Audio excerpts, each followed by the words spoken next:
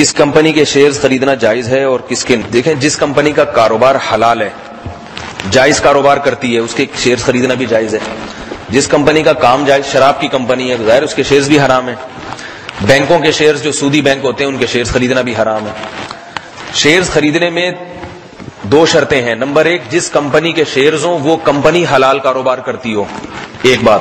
دوسری شرط یہ کہ اس کمپنی کے اثاثے وجود میں آ چکے ہوں، ایسٹس وجود میں آ چکے ہوں۔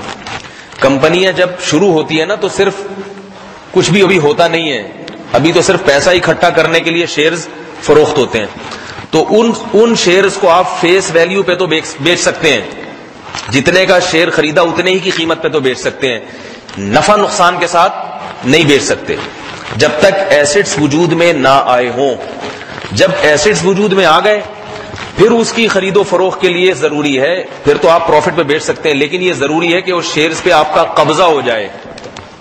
قبضہ کیسے ہوگا؟ اس کے لیے دارالعلوم کرنگی والوں نے کی جو تحقیق ہے ہم اسی کو فالو کرتے ہیں، وہ یہ کہ کم از کم 24 گھنٹے گزر چکے ہوں، اس سے وہ شیئرز آپ کے نام ہو جاتے ہیں، یعنی آپ کے رسک میں آ جاتے ہیں، آپ کے زمان میں آ جاتے ہیں۔